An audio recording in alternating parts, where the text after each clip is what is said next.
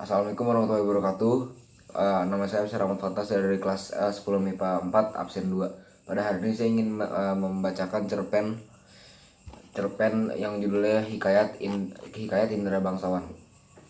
Pada suatu hari, ada seorang raja yang bernama Indra Bungsu dari negeri Kobat Syahrial. Setelah lama si Indra Bungsu menjadi raja, namun belum juga dikaruniai seorang anak. Oleh sebab itu, pada suatu hari ia pun menyuruh orang untuk membaca doa kunut sedekah kepada fakir miskin. Setelah beberapa lamanya, Tuan Putri Siti Kendi pun hamil dan lahirlah 2 orang putra laki-laki. Anak yang lebih tua keluar dengan panah dan anak yang lebih muda lahir dengan pedang. Maka Indra Bungsu sangat senang, lalu menamai anaknya yang lebih tua dengan Syahperi dan yang lebih muda dengan Indra Bangsawan. Saat anak sang raja yang 2 orang itu menginjak usia 7 tahun, mereka diperintahkan untuk pergi mengaji kepada Mualim Sufyan.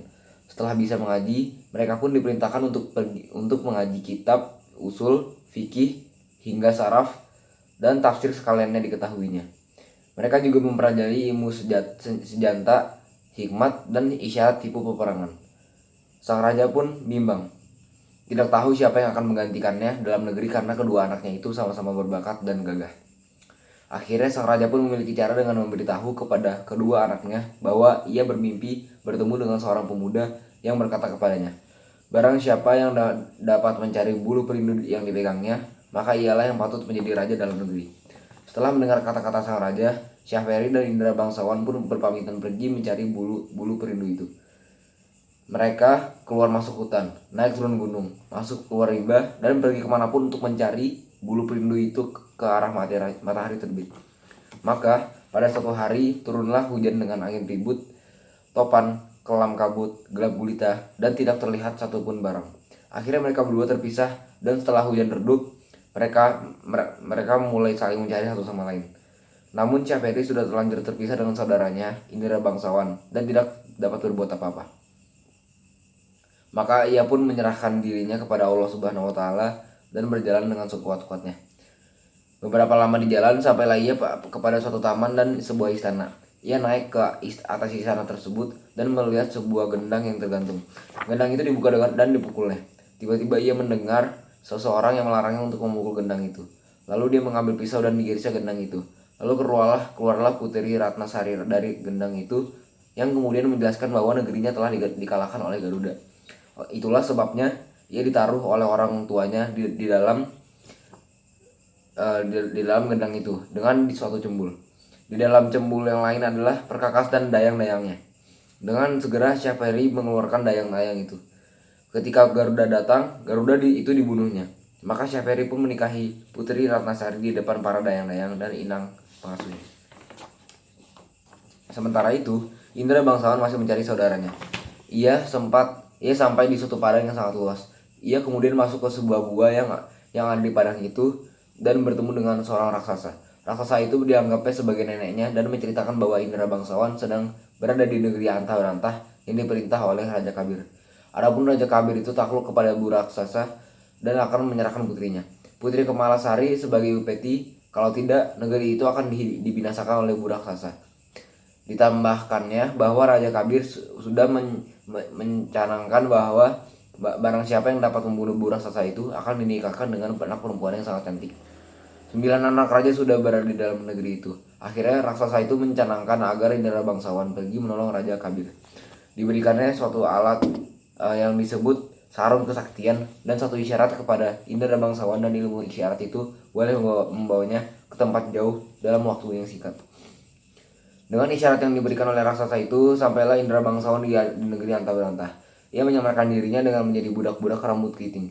Raja Kabir sangat tertarik kepadanya dan mengambilnya sebagai pelayan Putri Kemalasari. Putri Kemalasari juga sangat sukacita melihatnya dan menamainya si Hutan.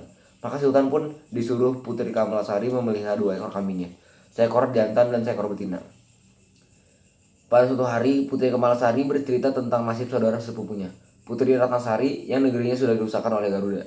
Diceritakannya juga Syahperi lah yang akan membunuh Garuda itu, dan bahwa Syahperi itu memiliki adik kembar. Indra Bangsawan lah namanya. Ialah yang akan membunuh bu raksasa itu. Tetapi kapan Indra Bangsawan akan datang? Putri Kemalasari sedih sekali. Si Hutan mencoba menghiburnya dengan menunjukkan nyanyiannya yang manis. Maka Putri Kemalasari pun tertawa dan si hutan juga makin disayangi oleh Tuan Putri. Pada suatu hari Putri Kemalasari terkena sakit mata parah. Para ahli nujum mengatakan bahaya air susu harimau yang beranak yang dapat dengan mudah menyembuhkan penyakit itu. Baginda berperintah lagi, barang siapa yang dapat susu harimau beranak muda, ialah yang akan menjadi suami Tuan Putri. Setelah mendengar kata-kata Baginda, si hutan pun bergegas pergi mengambil seruas buluh yang berisi susu kambing dan menyangkutkannya kepada pohon kayu. Maka ia duduk menunggui pohon itu. Sarung kesaktiannya dikeluarkannya, rupanya kembali seperti dahulu kala. Setelah itu datanglah ke-9 orang anak raja meminta susu kambing yang disangkanya susu harimau beranak muda itu. Hadira bangsawan berkata susu itu tidak akan dijual dan hanya akan diberikan kepada orang yang bersedia tubuhnya dibelit. Para anak raja yang 9 orang itu pun mengangkat kain pakaiannya dan menampakkan tubuhnya untuk digores Indra bangsawan. Dengan hati yang gembira, mereka mempersembahkan susu kepada raja. Tetapi Tatip berkata bahwa susu itu bukan susu harimau, melainkan susu kambing. Sementara itu Indra bangsawan sudah mendapat susu harimau dari raksasa dan menunjukkan kepada raja. Tatip berkata itulah susu harimau sebenarnya. Diperaskannya lah susu harimau itu kepada para Tuan Putri. Setelah genap 3 kali diperaskan oleh Tatip, maka Tuan Putri pun sembuhlah. Lalu sampailah masa penyerahan Tuan Putri kepada Buraksa. Baginda menyuruh orang membuat tempat duduk kerajaan di tengah padang untuk Tuan Putri. Di bawah tempat itu ditaruh satu bejana berisi air supaya Suburaksa boleh datang meminumnya. Di sana anak raja yang 9 orang itu boleh berebut Tuan Putri. Barang siapa yang membunuh Buraksa itu, yaitu mendapat hidungnya yang 7 dan matanya yang 7. Dialah yang akan menjadi suami Tuan Putri. Maka Tuan Putri pun ditinggalkan Baginda di tengah padang itu. Si hutan pun menyusul datang ke padang tersebut. Tuan Putri terharu akan kesetiaannya dan menamainya si kembar. Lalu si kembar pun memohon kepada Tuan Putri dan kembali kepada raksasa neneknya. Raksasa neneknya memberikan seekor kuda hijau dan mengajarnya cara untuk membunuh Buraksa. Setelah itu, si kembar pun menaiki kuda hijaunya dan menghampiri Tuan Putri. Dia berkata kepada Tuan Putri bahwa dia adalah seorang penghuni hutan rimba yang tidak memiliki nama. Tujuan kedatangannya adalah untuk melihat anak raja yang 9 itu membunuh Buraksa. Tuan Putri menyilahkannya naik tempat itu. Setelah menahan tali pada mulut bejana itu dan mengikat ujung tali pada leher kudanya, serta memerintah kudanya menarik tali itu bila Buraksa itu datang minum air. Si kembar pun naik ke tempat Tuan Putri. Setelah itu Buraksa pun datang dengan gemuruh bunyinya. Tuan Putri ketakutan dan si kembar memanggulnya. Kemudian si Buraksa pun melihat ada air di dalam mulut bejana itu. Lalu ia meminum serta dimasukkan kepalanya ke dalam bejana tempat tali itu tertahan. Maka kuda hijau si kembar pun menarik tali jerat itu sehingga si Buraksa terjerat. Si kembar segera datang memenggalnya hingga mati serta mengiris hidungnya yang 7 dan matanya yang 7 itu. Setelah itu si kembar mengucapkan selamat tinggal kepada Tuan Putri dan menghilang dari padang itu. Tuan Putri terengah-engah seraya berpikir bahwa orang muda itu pasti adalah Indra bangsawan. Lalu para anak raja pun datanglah. Dilihatnya Buraksa itu sudah mati, tetapi mata dan hidungnya sudah tiada. Maka mereka pun memotong telinganya, kulit kepala, jari, tangan dan kaki Buraksa untuk dibawa kepada Baginda. Baginda tidak percaya bahwa mereka sudah membunuh Buraksa itu, karena tanda-tanda yang dibawa mereka itu bukanlah yang diminta. Selang berapa lama si kembar pun datang dengan membawa mata dan hidung Buraksa itu dan dihadiahinya Tuan Putri sebagai istri. Si kembar menolak dengan mengatakan bahwa dia adalah hamba yang hina. Tetapi Tuan Putri menerimanya dengan senang hati. Sekian cerpen saya tentang hikayat Indra Bangsawan. Terima kasih.